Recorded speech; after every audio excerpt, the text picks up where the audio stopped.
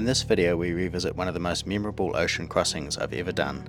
In 2023 I had the opportunity to sail a friend's boat from Hobart, Tasmania to Vanuatu, Fiji. Initially I did this trip to gain more ocean miles and sailing experience, but this trip delivered a whole lot more.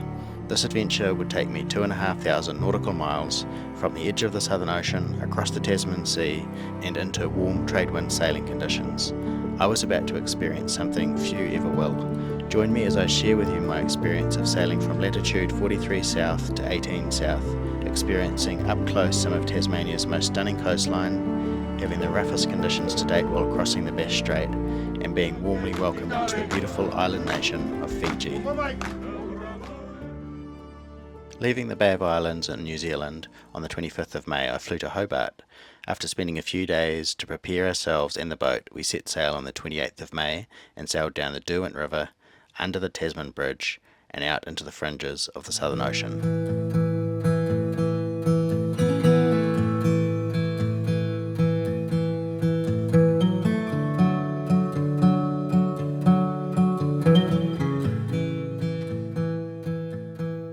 Within moments of entering the ocean, we were joined first by dolphins and then by a humpback whale off the port side of the boat. We were so privileged to have some of the most majestic mammals of the ocean come to farewell us.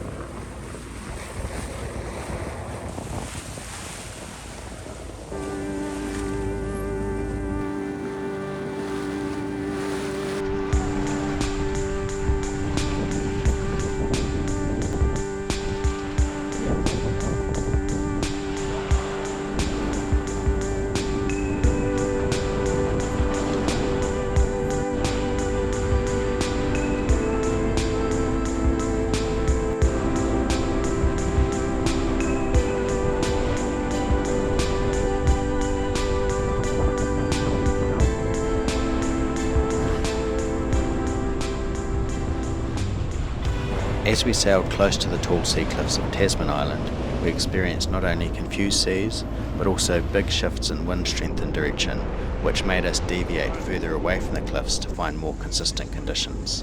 Here, my friend shared an earlier encounter he'd had near this location, where the wind speed increased within a very short time period from light sailing winds to gusts over 60 knots. This is a very wild place.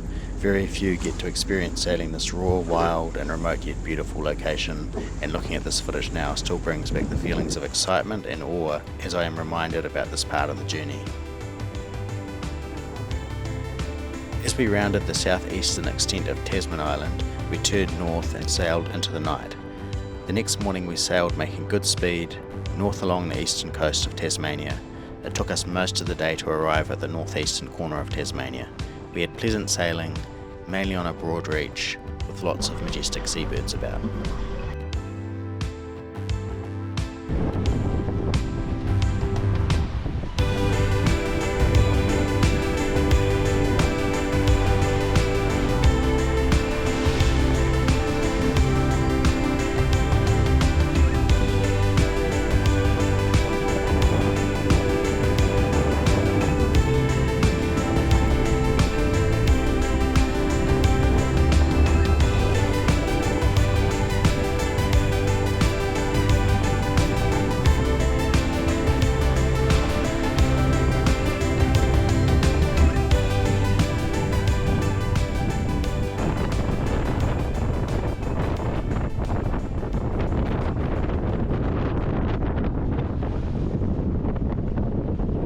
As we approached the edge of Bass Strait, the sun was setting and the wind strengthened. We set our course for the southeastern corner of mainland Australia. Here I'll read you my log entry of that night. 30th of May. Crossing Bass Strait to the north. As the evening went on, wind and sea state built. The autopilot was no longer coping with the conditions. Wind had built to 35 knots sustained, and the sea state was confused with large frothing waves, beautiful but in need of attention. We were on a beam reach towards the southeast corner of mainland Australia. The westerly wind funneled through Bass Strait with strength. The rigging was howling, adding to the drama. Two on board were confident to hand steer in the current sea state. The mainsail only had 2 reefing points, and the boat was overpowered in the strong winds. I was getting concerned about how high the winds were going to get, as they had already exceeded the forecasted strength. At the change of watch, skipper called for the watches to be done in 2 pairs, 3 hours on, 3 hours off, one pair steering via autopilot, and the other hand steering in 15-minute alternating blocks. Dressed in full foul weather gear, I sat in the cockpit and volunteered to go first, hand steering. Off went the autopilot, and I could feel the weather helm pressure in the wheel and the action of the yacht racing through the high seas, accelerating down waves, rolling off and yawing amongst the waves. The night was pitch black, and there were no points of reference to hand steer to except the apparent wind display mounted above the companionway. Amongst the roaring waves, I was now responsible for the course of the yacht as it raced among the waves in the blackness. Showers of sea spray rained down, sometimes in a light shower, other times like someone emptying a bucket of cold, salty water from a height above. The drenching always came as a rude surprise. I realised my mouth was salty. I was now experiencing the sea with all of my senses. On we went, inputting on the wheel based on trying to maintain a beam reach, often slewing downwind and also upwind. The latter was very obvious as the genoa luffed violently, letting off loud claps and vibrating the boat. Each 15-minute block seemed to go so quickly. This went on for 6 hours. We were both getting exhausted with the concentration of steering, coupled with the tension of this situation. I was getting concerned about what we would do if the wind built even further. Would we have to bear away and run with it out into the Tasman Sea? We were already going fast. Would we be at risk of broaching without trailing drogues? I hadn't looked at the forecast and how far out the strong wind would reach. Also, heaving to wasn't wise because more strong winds were in the forecast, and in the back of my mind I was uncertain how well the vessel would heave to with so much mainsail area. Also, the crew were all getting tired. In my 15 minutes off watch, my thoughts would wander. I was getting confused by the tiredness. I thought the sky looked like the Bimini. I was seeing things. The 6 hours of hand steering watches drew to a close, and it was obvious we needed a different plan in order to continue, a less taxing plan. So we rolled up the genoa completely, and under this sail configuration the autopilot was more able to cope with the high but slowly diminishing sea state. Eventually, some hours later, we left Bass Strait and hugged the coast in light winds up to the port of Eden.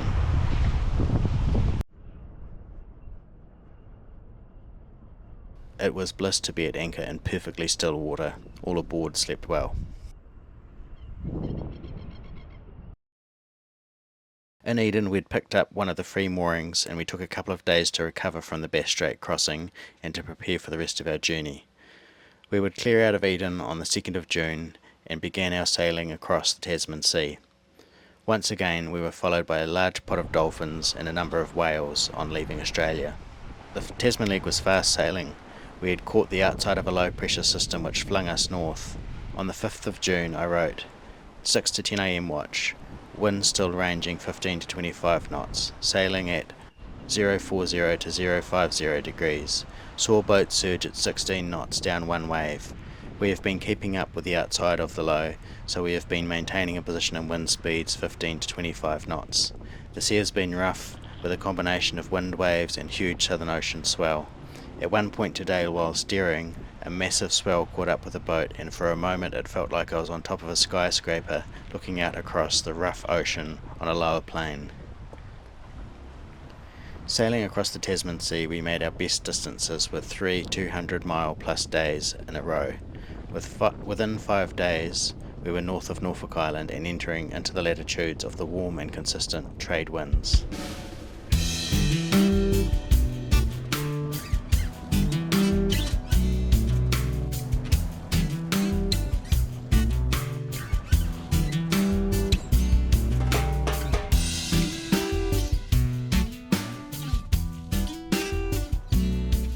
The remainder of the trip was uneventful, and before long we were being escorted into Vunda Marina.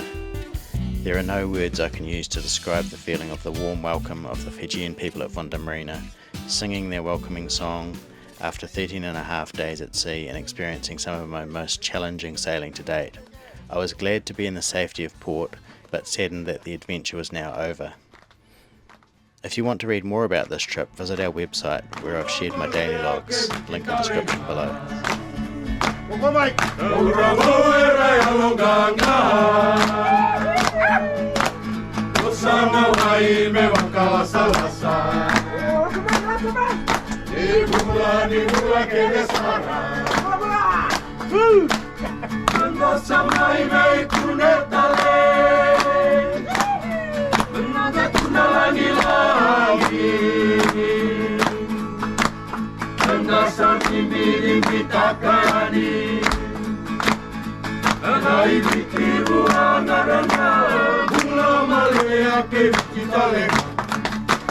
Yeah!